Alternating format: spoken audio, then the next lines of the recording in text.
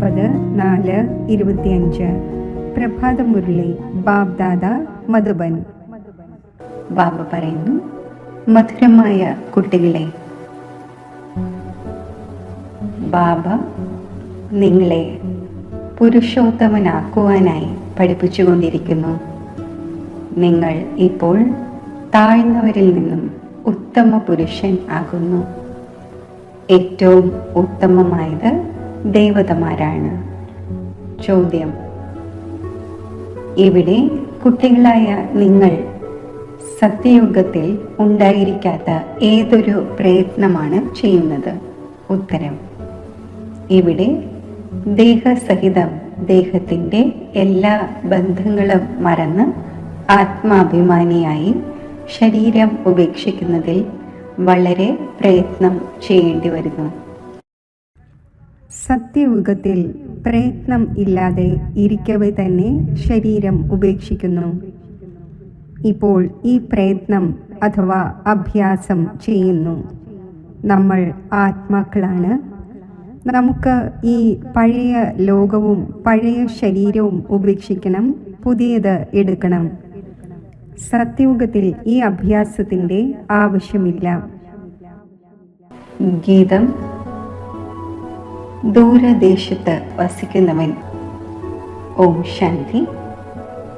മധുരമധുരമായ ആത്മീയ കുട്ടികൾക്കറിയാം, വീണ്ടും എന്നതിൻ്റെ അർത്ഥം ഓരോ കൽപ്പത്തിന് ശേഷവും. ഇതിനെയാണ് പറയുന്നത് വീണ്ടും ദൂരദേശത്ത് വസിക്കുന്നവൻ വന്നിരിക്കുകയാണ് അന്യദേശത്തിൽ. ആ ഒന്നിൻ്റെ മാത്രം മഹിമയാണിത്. ഒന്നിനെ തന്നെയാണ് എല്ലാവരും ഓർമ്മിക്കുന്നത്. ആ ഒന്ന് വിചിത്രമാണ്. ആ ഒന്നിന് ചിത്രമില്ല, അതായത് ശരീരമില്ല. ബ്രഹ്മ, വിഷ്ണു, ശങ്കരനെ ദേവത എന്ന് പറയുന്നു. ശിവ ഭഗവാൻ വാച എന്ന് പറയുന്നു. ആ ഒന്ന് നിവസിക്കുന്നത് പരംധാമത്തിലാണ്. ബാബയെ സുഖധാമത്തിൽ ഒരിക്കലും വിളിക്കുന്നില്ല, ദുഃഖധാമത്തിൽ തന്നെയാണ് വിളിക്കുന്നത്. ബാബ വരുന്നത് സംഗമയുഗത്തിലാണ്. ഇത് കുട്ടികൾക്കറിയാം. സത്യയുഗത്തിൽ മുഴുവൻ വിശ്വത്തിലും നിങ്ങൾ പുരുഷോത്തമരായി ഇരിക്കുന്നു. മധ്യമരും താഴ്ന്നവരും അവിടെ ഉണ്ടായിരിക്കുന്നില്ല. ഉത്തമത്തിലും ഉത്തമമായ പുരുഷൻ ഈ ലക്ഷ്മി നാരായണനാണല്ലോ. ഇങ്ങനെയാക്കി മാറ്റുന്നത് ശ്രീ ശ്രീ ശിവ് ബാബയാണ് എന്ന് പറയും. ശ്രീ ശ്രീ എന്ന് ശിവ് ബാബയെ തന്നെയാണ് പറയുന്നത്. ഇക്കാലത്ത് സന്യാസിമാരും മറ്റും സ്വയം ശ്രീ ശ്രീ എന്ന് പറയുന്നു. ബാബ തന്നെ വന്ന് ഈ സൃഷ്ടിയെ പുരുഷോത്തമമാക്കി മാറ്റുന്നു. സത്യയുഗത്തിൽ മുഴുവൻ സൃഷ്ടിയിലും ഉത്തമത്തിലും ഉത്തമ പുരുഷൻ വസിക്കുന്നു. ഉത്തമത്തിലും താഴ്ന്നതിലും താഴ്ന്നതിൻ്റെ വ്യത്യാസം ഈ സമയം നിങ്ങൾ മനസ്സിലാക്കുന്നുണ്ട്. താഴ്ന്ന മനുഷ്യൻ തൻ്റെ താഴ്ന്ന രീതികൾ കാണിക്കുന്നു. ഇപ്പോൾ നിങ്ങൾ മനസ്സിലാക്കുന്നു നമ്മൾ എന്തായിരുന്നു. ഇപ്പോൾ വീണ്ടും നമ്മൾ സ്വർഗവാസി പുരുഷോത്തമനായിക്കൊണ്ടിരിക്കുന്നു. ഇത് സംഗമയുഗമാണ്. നിങ്ങളുടെ സത്കാരമുണ്ട്. ഈ പഴയ ലോകം പുതിയതാകേണ്ടതുണ്ട്. പഴയത് തന്നെ പുതിയതും പുതിയത് തന്നെ പഴയതും തീർച്ചയായും ആകുന്നു. പുതിയതിനെ സത്യയുഗമെന്നും പഴയതിനെ കലിയുഗമെന്നും പറയുന്നു. ബാബ സത്യമായ സ്വർണമാണ്. സത്യം പറയുന്നവനാണ്. ബാബയെ ട്രൂത്ത് എന്ന് പറയുന്നു. സർവ്വതും സത്യമാണ് പറയുന്നത്. ഈശ്വരൻ സർവ്വവ്യാപിയാണ് എന്ന് പറയുന്നത് അസത്യമാണ്. ഇപ്പോൾ ബാബ പറയുന്നു, അസത്യം കേൾക്കരുത്. Hear no evil, see no evil. അതായത് ആസുര്യമായത് കേൾക്കരുത്, കാണരുത്. രാജവിദ്യയുടെ കാര്യം വേറെയാണ്. അത് അല്പകാല സുഖത്തിനു വേണ്ടിയുള്ളതാണ്. രണ്ടാമത്തെ ജന്മം എടുക്കുമ്പോൾ വീണ്ടും പുതിയതായി പഠിക്കേണ്ടി വരുന്നു. അത് അല്പകാല സുഖത്തിൻ്റെതാണ്. ഇത് 21 ജന്മത്തേക്കാണ്, 21 തലമുറകൾക്ക് വേണ്ടി. തലമുറ എന്ന് വാർദ്ധക്യത്തെ പറയുന്നു. അവിടെ ഒരിക്കലും അകാല മൃത്യു ഉണ്ടാകുന്നില്ല. ഇവിടെയാണെങ്കിൽ നോക്കൂ, എങ്ങനെ അകാല മൃത്യു ഉണ്ടായിക്കൊണ്ടിരിക്കുന്നു. ജ്ഞാനത്തിലും മരിച്ചു പോകുന്നു. നിങ്ങൾ ഇപ്പോൾ കാലന്റെ മേൽ ജയം നേടിക്കൊണ്ടിരിക്കുകയാണ്. ഇതറിയാം, അത് അമരലോകമാണ്, ഇത് മൃത്യുലോകമാണ്. അവിടെ വൃദ്ധരാകുമ്പോൾ സാക്ഷാത്കാരം ഉണ്ടാകുന്നു. നമ്മൾ ഈ ശരീരം ഉപേക്ഷിച്ച് കുട്ടിയായി മാറും. വാർദ്ധക്യം പൂർത്തിയാകുമ്പോൾ ശരീരം ഉപേക്ഷിക്കും. പുതിയ ശരീരം ലഭിക്കുന്നത് നല്ല കാര്യം തന്നെയല്ലേ? ഇരിക്കവേ തന്നെ സന്തോഷത്തോടെ ശരീരം ഉപേക്ഷിക്കുന്നു. ഇവിടെയാണെങ്കിൽ ആ അവസ്ഥയിൽ ഇരുന്നു കൊണ്ട് ശരീരം ഉപേക്ഷിക്കുന്നതിന് വേണ്ടി പ്രയത്നം തോന്നുന്നു. ഇവിടുത്തേത് പ്രയത്നമാണ്, അവിടെ സാധാരണമാകുന്നു. ഇവിടെ ദേഹസഹിതം എന്തെല്ലാം ഉണ്ടോ എല്ലാം മറക്കണം. സ്വയം ആത്മാവാണ് എന്ന് മനസ്സിലാക്കണം. ഈ പഴയ ലോകത്തെ ഉപേക്ഷിക്കണം. പുതിയ ശരീരം സ്വീകരിക്കണം. ആത്മാവ് സദോ പ്രധാനമായിരുന്നു, അപ്പോൾ സുന്ദര ശരീരം ലഭിച്ചു. പിന്നെ കാമചിതയിൽ ഇരിക്കുന്നതിലൂടെ കറുത്ത് തമോ പ്രധാനമായി. അപ്പോൾ ശരീരവും കറുത്തത് ലഭിക്കുന്നു. സുന്ദരത്തിൽ നിന്നും ശ്യാമമായി. കൃഷ്ണന്റെ പേര് കൃഷ്ണൻ എന്ന് തന്നെയാണ്.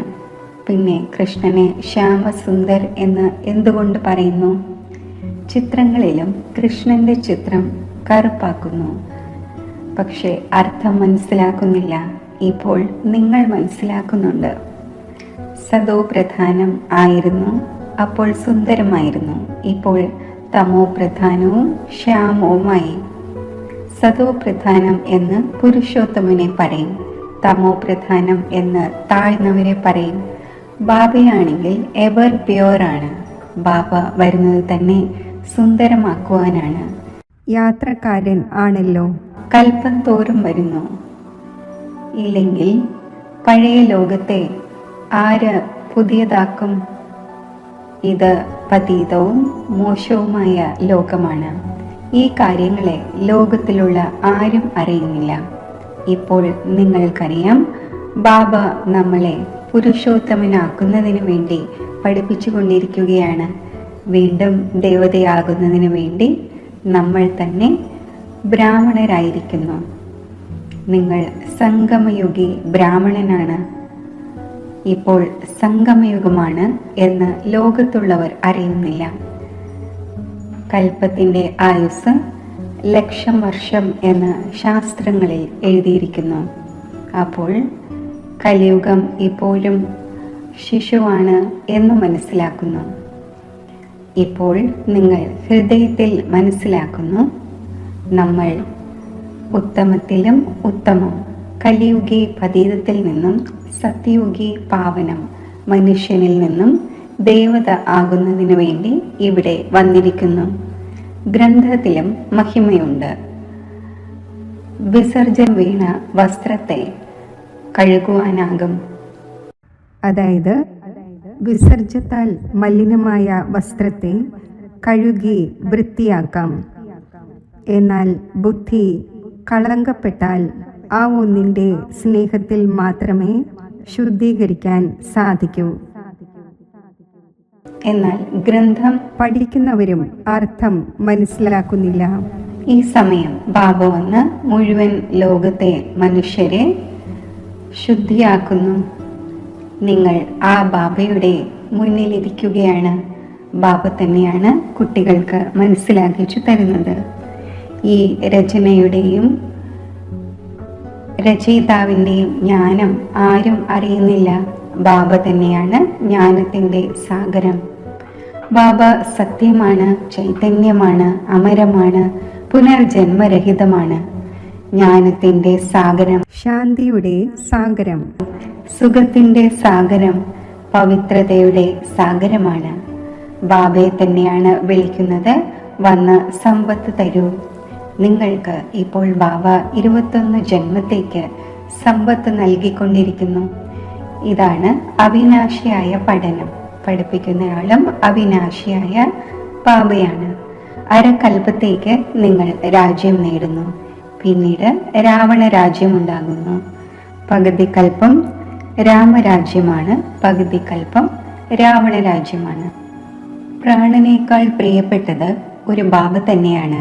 കാരണം ബാബയാണ് കുട്ടികളായ നിങ്ങളെ എല്ലാ ദുഃഖങ്ങളിൽ നിന്നും മോചിപ്പിച്ച് അപാര സുഖത്തിലേക്ക് കൊണ്ടുപോകുന്നത്.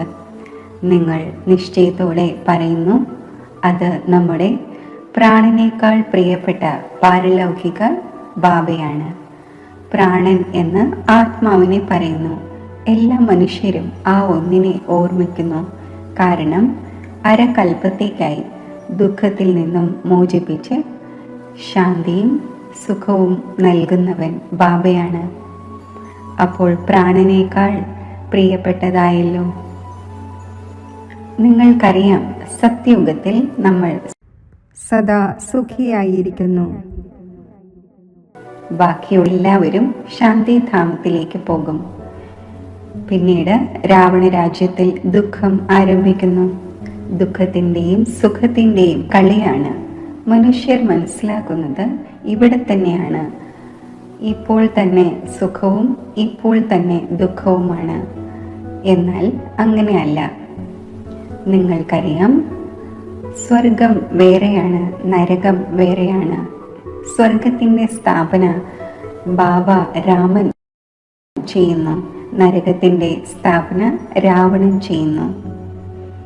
രാവണനെ വർഷം തോറും കത്തിക്കുന്നു. പക്ഷെ എന്തുകൊണ്ട് കത്തിക്കുന്നു? എന്ത് വസ്തുവാണത്? യാതൊന്നും അറിയുന്നില്ല. എത്ര ചിലവഴിക്കുകയാണ്, എത്ര കഥകൾ ഇരുന്ന് കേൾപ്പിക്കുന്നു. രാമന്റെ സീതാ ഭഗവതിയെ രാവണൻ കൊണ്ടുപോയി. മനുഷ്യരും വിചാരിക്കുന്നു ഇങ്ങനെ ഉണ്ടായിട്ടുണ്ടാകും എന്ന്. ഇപ്പോൾ നിങ്ങൾ എല്ലാവരുടെയും ഓക്യുപ്പേഷൻ അറിയുന്നുണ്ട്. നിങ്ങളുടെ ബുദ്ധിയിൽ ഈ ജ്ഞാനമുണ്ട്.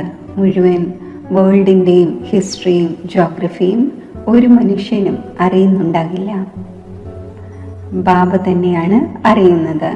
ബാബയെ വേൾഡിൻ്റെ രചയിതാവ് എന്ന് പറയില്ല. ലോകം ഉണ്ടായിരിക്കുക തന്നെ ചെയ്യുന്നു. ബാബ വന്ന് ജ്ഞാനം നൽകുന്നു. ഈ ചക്രം എങ്ങനെയാണ് തിരിയുന്നത് എന്നതിൻ്റെ. ഭാരതത്തിൽ ഈ ലക്ഷ്മി നാരായണന്റെ രാജ്യമുണ്ടായിരുന്നു. പിന്നെ എന്തുണ്ടായി? ദേവതമാർ ആരോടെങ്കിലും യുദ്ധം ചെയ്തുവോ? ഒന്നുമില്ല. പകുതി കൽപ്പത്തിനു ശേഷം രാവണ രാജ്യം ആരംഭിക്കുമ്പോൾ ദേവതമാർ വാമമാർഗത്തിലേക്ക് പോകുന്നു. പിന്നെ യുദ്ധത്തിൽ ആരെങ്കിലും തോൽപ്പിച്ചു എന്നൊന്നുമല്ല.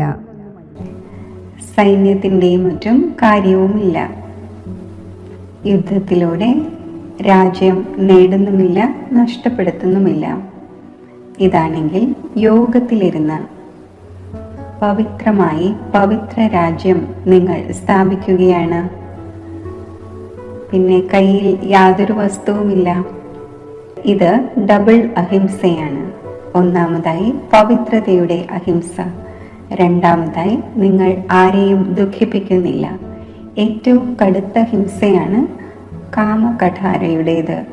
അത് തന്നെയാണ് ആദി മധ്യ അന്ത്യം ദുഃഖം നൽകുന്നത്.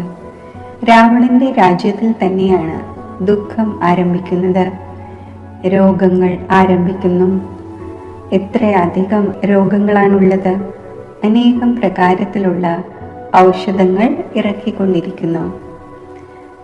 രോഗിയായിരിക്കുകയല്ലേ നിങ്ങൾ? ഈ യോഗബലത്തിലൂടെ 21 ജന്മത്തേക്ക് നിരോഗിയാകുന്നു. അവിടെ ദുഃഖത്തിൻ്റെയോ രോഗത്തിൻ്റെയോ പേരോ അടയാളമോ ഉണ്ടായിരിക്കുന്നില്ല. അതിനുവേണ്ടി നിങ്ങൾ പഠിച്ചുകൊണ്ടിരിക്കുകയാണ്. കുട്ടികൾക്കറിയാം, ഭഗവാൻ നമ്മെ പഠിപ്പിച്ച് ഭഗവാൻ ഭഗവതിയാക്കുകയാണ്. പഠനവും എത്ര സഹജമാണ്. അരമുക്കാൽ മണിക്കൂറിൽ മുഴുവൻ ചക്രത്തിൻ്റെയും ജ്ഞാനം മനസ്സിലാക്കിച്ചു തരുന്നു. 84 ജന്മങ്ങളും ആരെല്ലാം എടുക്കുന്നു, ഇതും നിങ്ങൾ അറിയുന്നുണ്ട്. ഭഗവാൻ നമ്മളെ പഠിപ്പിക്കുന്നു. ഭഗവാൻ നിരാകാരനാണ്. ആ ഒന്നിൻ്റെ സത്യമായ നാമമാണ് ശിവൻ. മംഗളകാരിയാണല്ലോ, സർവരുടെയും മംഗളകാരി, സർവരുടെയും സദ്ഗതി ദാതാവാണ്. ഉയർന്നതിലും ഉയർന്ന ബാബ ഉയർന്നതിലും ഉയർന്ന മനുഷ്യരാക്കി മാറ്റുന്നു. ബാബ പഠിപ്പിച്ച് സമർത്ഥരാക്കി ഇപ്പോൾ പറയുന്നു, ഇനി പോയി പഠിപ്പിക്കൂ. ഈ ബ്രഹ്മകുമാർ കുമാരിമാരെ പഠിപ്പിക്കുന്നത് ശിവ് ബാബയാണ്. ബ്രഹ്മാവിലൂടെ നിങ്ങളെ അഡോപ്റ്റ് ചെയ്തിരിക്കുന്നു. പ്രജാപിത ബ്രഹ്മാവ് എവിടെ നിന്ന് വന്നു?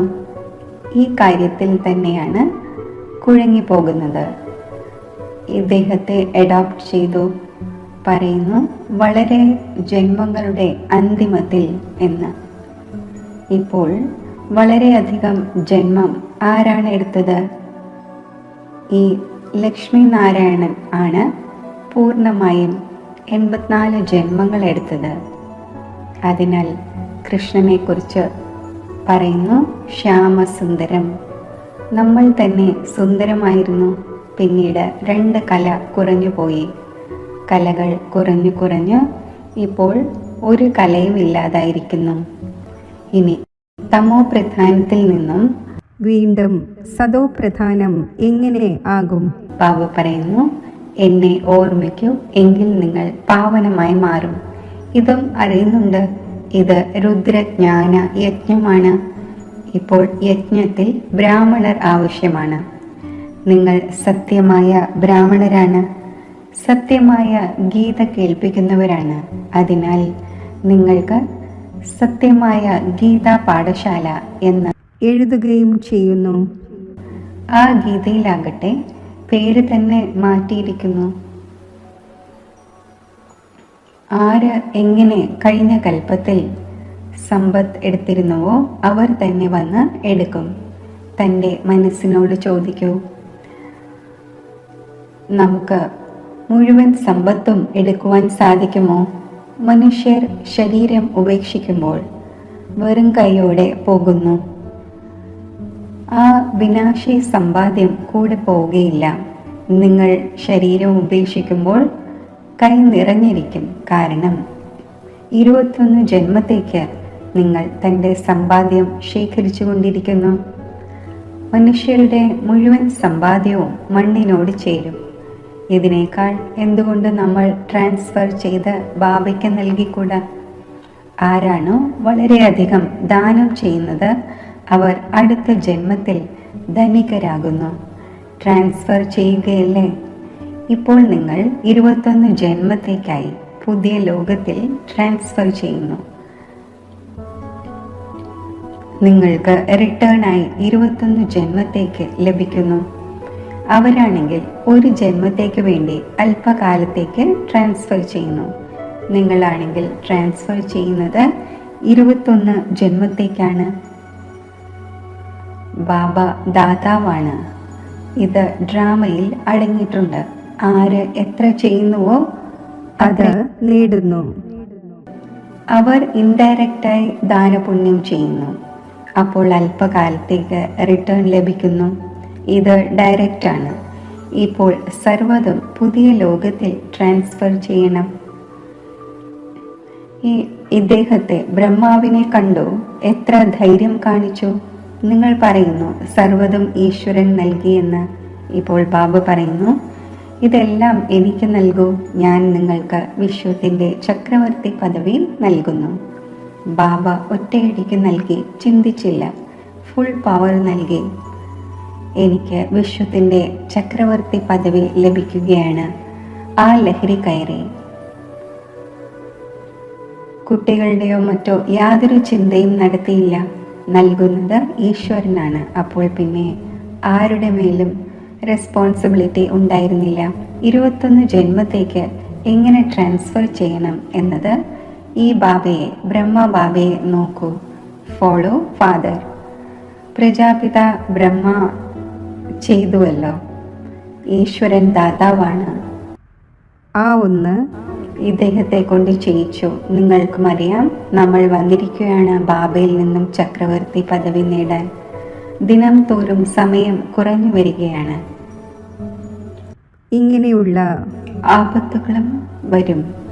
ആ കാര്യം ചോദിക്കുകയേ വേണ്ട. വ്യാപാരികളുടെ ശ്വാസം മുഷ്ടിയിലാണ്, അതായത് ഭീതിയിലാണ്. ഏതെങ്കിലും യമദൂതന്മാർ വരാതിരിക്കട്ടെ എന്ന്. പോലീസിന്റെ മുഖം കാണുമ്പോൾ മനുഷ്യന് ബോധക്കേട് വരുന്നു. മുന്നോട്ട് പോകവേ വളരെ ശല്യം ചെയ്യും. സ്വർണമോ മറ്റോ യാതൊന്നും വയ്ക്കുവാൻ അനുവദിക്കില്ല. പിന്നെ നിങ്ങളുടെ അടുക്കൽ എന്താവശേഷിക്കും? എന്തെങ്കിലും വാങ്ങുവാൻ കഴിയും വിധം പൈസ പോലും ഉണ്ടായിരിക്കുകയില്ല. നോട്ടുകളും മറ്റും ഉപയോഗം വരില്ല. രാജ്യം മാറുന്നു.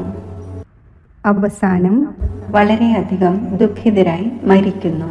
വളരെയധികം ദുഃഖത്തിനു ശേഷം പിന്നീട് സുഖമുണ്ടാകും. ഇതാണ് ആവശ്യമില്ലാതെയുള്ള രക്തച്ചൊരിച്ചിലിന്റെ കളി. നാച്ചുറൽ കലാമിറ്റീസും ഉണ്ടാകും. ഇതിനു മുമ്പേ ബാബയിൽ നിന്നും മുഴുവൻ സമ്പത്തും എടുക്കണം. ചുറ്റി സഞ്ചരിച്ചുകൊള്ളൂ. ബാബയെ ഓർമ്മിച്ചു കൊണ്ടിരിക്കുക മാത്രം ചെയ്യൂ. എങ്കിൽ പാവനമായി മാറും. പിന്നെ ആപത്തുകൾ വളരെയധികം വരും. വളരെയധികം നിലവിളിച്ചുകൊണ്ടിരിക്കും. അന്തിമത്തിൽ ഒരു ശിവബാബയുടെ മാത്രം ഓർമ്മ നിലനിൽക്കും വിധം ഇപ്പോൾ കുട്ടികളായ നിങ്ങൾ പ്രാക്ടീസ് ചെയ്യണം. ബാബയുടെ ഓർമ്മയിൽ തന്നെ ഇരുന്ന് ശരീരം ഉപേക്ഷിക്കണം. ഏതെങ്കിലും ബന്ധുമിത്രാദികളുടെയോ മറ്റോ ഓർമ്മ വരരുത്. ഇത് അഭ്യസിക്കണം. ബാബയെ തന്നെ ഓർമ്മിക്കണം. നാരായണൻ ആകണം. ഈ പ്രാക്ടീസ് വളരെയധികം ചെയ്യേണ്ടി വരും. ഇല്ലെങ്കിൽ വളരെയധികം പശ്ചാത്തപിക്കേണ്ടി വരും. മറ്റാരുടെയും ഓർമ്മ വന്നു എങ്കിൽ തോറ്റുപോയി. ആരാണ് പാസ്സാകുന്നത് അവരാണ് വിജയമാലയിൽ കോർക്കപ്പെടുന്നത്. സ്വയം തന്നോട് ചോദിക്കണം, ബാബയെ എത്ര ഓർമ്മിക്കുന്നുണ്ട്? കയ്യിൽ എന്തെങ്കിലും ഉണ്ടായിരിക്കുമെങ്കിൽ അത് അന്തിമ കാലത്ത് ഓർമ്മ വരും. കയ്യിലില്ല എങ്കിൽ ഓർമ്മയും വരില്ല. ബാബ പറയുന്നു, എൻ്റെ പക്കൽ യാതൊന്നുമില്ല. ഇത് എൻ്റെ വസ്തുക്കളല്ല. ആ ജ്ഞാനത്തിന് പകരം ഇതെടുക്കൂ എങ്കിൽ 21 ജന്മത്തേക്കായി സമ്പത്ത് ലഭിക്കും. ഇല്ലെങ്കിൽ സ്വർഗത്തിൻ്റെ ചക്രവർത്തി പദവി നഷ്ടപ്പെട്ടു പോകും. നിങ്ങൾ ഇവിടെ വരുന്നത് തന്നെ ബാബയിൽ നിന്നും സമ്പത്ത് എടുക്കുവാനാണ്. തീർച്ചയായും പാവനം ആകേണ്ടി വരും. ഇല്ലെങ്കിൽ ശിക്ഷ അനുഭവിച്ച് കണക്കുകൾ സമാപ്തമാക്കിയിട്ട് പോകും. പദവി യാതൊന്നും ലഭിക്കുകയില്ല. ശ്രീമത്ത് അനുസരിച്ച് നടക്കുമെങ്കിൽ കൃഷ്ണനെ മടിയിലിരുത്തും. കൃഷ്ണനെ പോലെ പതിയെ ലഭിച്ചെങ്കിൽ അല്ലെങ്കിൽ കുട്ടിയെ ലഭിച്ചെങ്കിൽ എന്ന് പറയുന്നുവല്ലോ. ചിലരാകട്ടെ നല്ല രീതിയിൽ മനസ്സിലാക്കുന്നുണ്ട്. ചിലർ പിന്നെ തലതിരിഞ്ഞത് പറയുന്നു. ശരി, മധുരമധുരമായ സിഖിലതെ കുട്ടികൾക്ക് മാതാവും പിതാവുമായ ബാബ്ദാദയുടെ സ്നേഹസ്മരണയും ഗുഡ് മോർണിംഗ്. ആത്മീയ അച്ഛൻ്റെ ആത്മീയ കുട്ടികൾക്ക് നമസ്തേ. ധാരണയ്ക്കുള്ള മുഖ്യസാരം: ബ്രഹ്മ ബാബ തൻ്റെ സർവ്വതും ട്രാൻസ്ഫർ ചെയ്ത് മുഴുവൻ പവറും ബാബയ്ക്ക് നൽകി.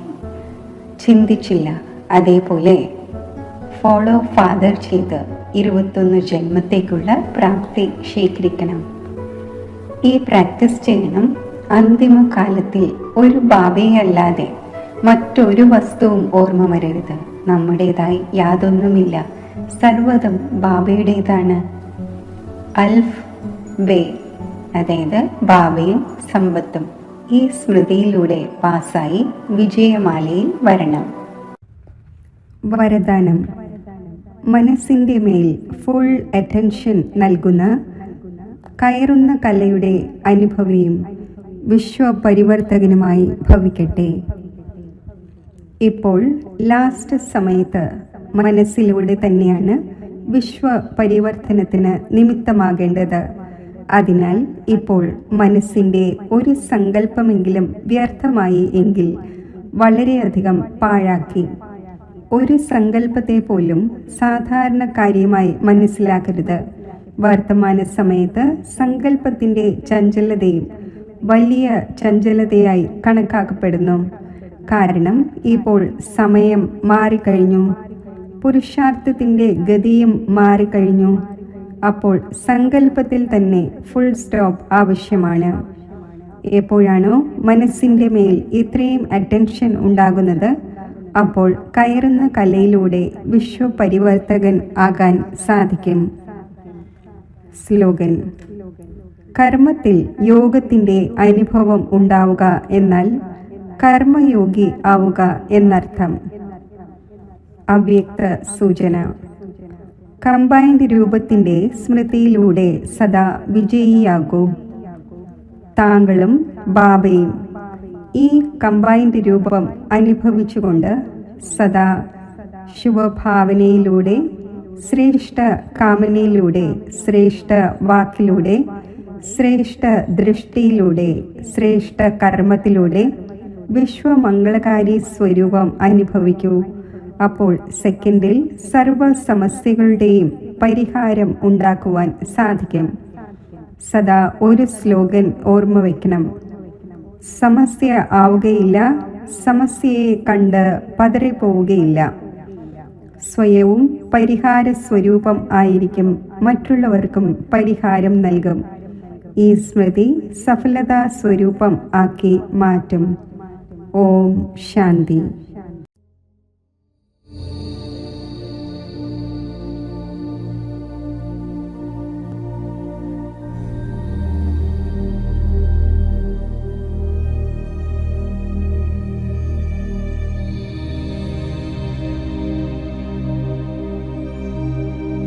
മനസ്സിൻ്റെ ഏകാഗ്രതയുടെ ശക്തിയിലൂടെ ഞാൻ ഈ ശബ്ദത്തിൻ്റെ ലോകത്തിൽ നിന്നും ഉപരി ആവുകയാണ്. അതിസൂക്ഷ്മ ജ്യോതിർബിന്ദു സ്വരൂപമായ ഞാൻ ആത്മാവ് ഒരു സെക്കൻഡിൽ ശബ്ദത്തിനുപരിയായ എൻ്റെ സ്വീറ്റ് സൈലൻസ് ഹോമിൽ എത്തിച്ചേരുകയാണ്.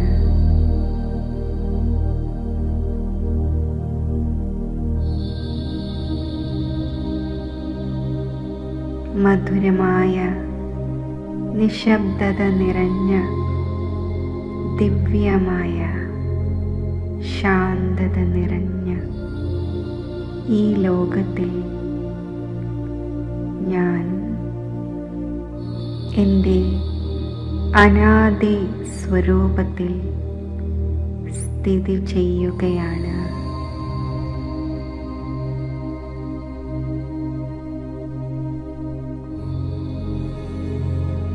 എൻ്റെ മാതാവും പിതാവുമായ ശിവപരമാത്മാവിൻ്റെ സമീപത്ത് പരമാത്മാ ഛത്രഛായയിൽ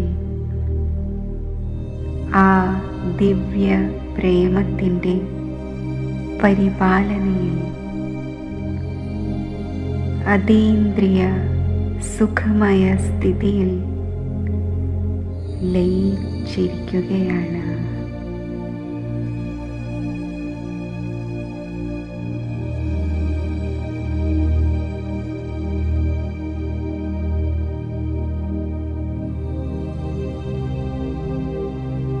ഈ ദിവ്യ സ്നേഹത്തിൻ്റെ ഛത്രഛായയിൽ ഞാൻ സർവ വരദാനങ്ങൾ കൊണ്ടും സമ്പന്നമായി സന്തുഷ്ടമണി ആയിരിക്കുന്നു.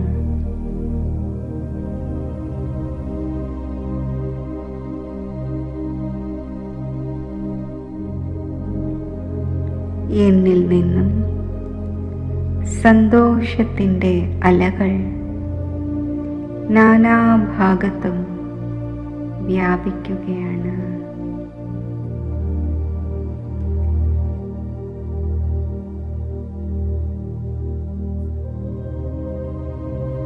ശബ്ദത്തിൻ്റെ ലോകത്തിൽ പല പല ചിന്തകളാൽ, പല പല വിഘ്നങ്ങളാൽ പരവശരായ ആത്മാക്കളിൽ ഈ സന്തുഷ്ടതയുടെ അലകൾ എത്തിച്ചേരട്ടെ.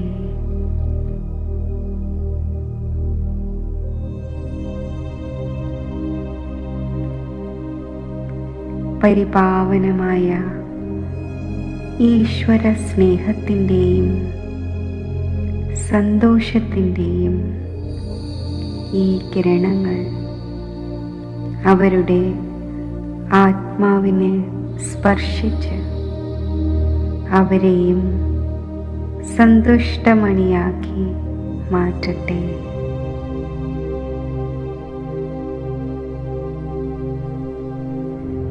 അവരിലെ ചിന്തകൾ അകന്നു പോകട്ടെ. പരമാത്മാ സ്നേഹസ്പർശം അവരിലും ഈശ്വരീയ സ്നേഹത്തിൻ്റെ ദിവ്യ അനുഭവം വരുത്തട്ടെ.